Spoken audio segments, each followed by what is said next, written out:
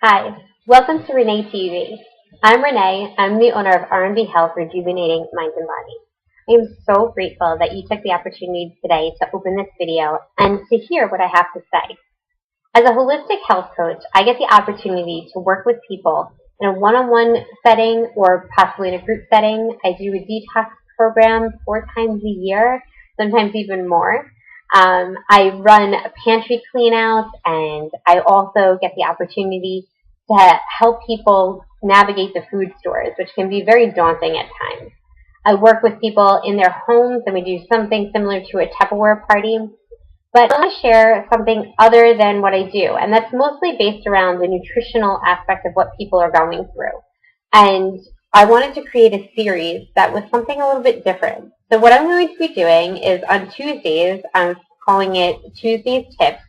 And for the month of June, we're going to be focusing on a green cleaning product that you could use some of the products that are already in your home and use them to help clean out things. So I really want to take the opportunity now to just talk with you about vinegar. And the reason that I chose vinegar is because it's one of the oldest and most widely used products that we have. It's over 10,000 years old.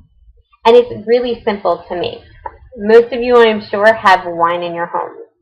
If you're like me, you may not ever get to see when it turns into vinegar because I like to drink my wine. But if you've ever had a bottle, then you know that if you haven't been able to drink it, it turns kind of rancid and you don't want to drink it. But what actually happens is that it turns into acetic acid, and that is vinegar. And vinegar, when they realized that, it was created and they used it for many other uses. So in World War I, they used it to treat wounds. Vinegar has been used as a condiment.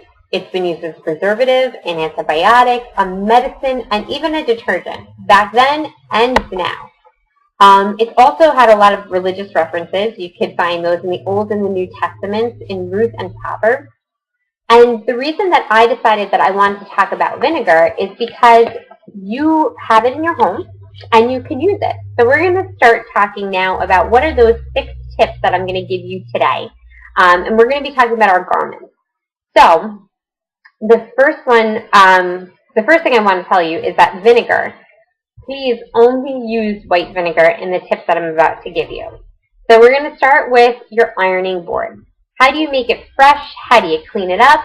Well, the best way you would be able to do that is take some vinegar, spritz it on the ironing board, and you go over it while it's still damp with the iron. It's cheaper than any product out there, and you're also going to have a better odor eliminator than anything else. How about cleaning the bottom of that iron? That's going to be our second tip. So it gets really gunky and there's stuff that could be on it, and sometimes it gets on your clothes.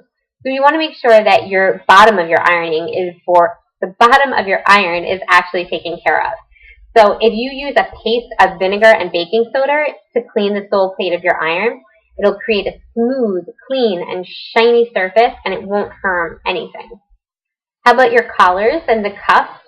If you, again, you rub a really thick paste of baking soda and vinegar onto the stains before washing them in the usual way to take them off. How about for those colors? I have a wonderful pair of jeans that I love. They're like a burnt red, but they got so dull. So this is a great way to help brighten them up. You could take any colored clothing that you have that's been dulled, and you brighten them by putting them in 1 gallon of warm water and 1 cup of vinegar. And you follow that with a clean rinse. How about those wool sweaters? I know we're kind of past that, hopefully, even though today is a little chilly. But when you have a wool sweater, if you wash that sweater, rinse it in equal parts of vinegar and water to remove odor. That's a great way to just take care of your wool. And our last tip for today is for your delicates. So if you're washing them by hand, just follow the garment's instructions, but add 1 or 2 tablespoons of vinegar at the very last rinse, and that's to help remove the soap residue. I hope that these tips were helpful for you today, and if you can, and if you will, if you like them, please share them with your friends and family. You can subscribe to this channel, and please leave me any comments letting me know what you would want to hear. And if you like this video, I hope that you have a great day. And if you'd like to check out more about me, you can go to www.r, M as in Mary, B as in boy, health.com. Have a wonderful day. I look forward to talking to you next.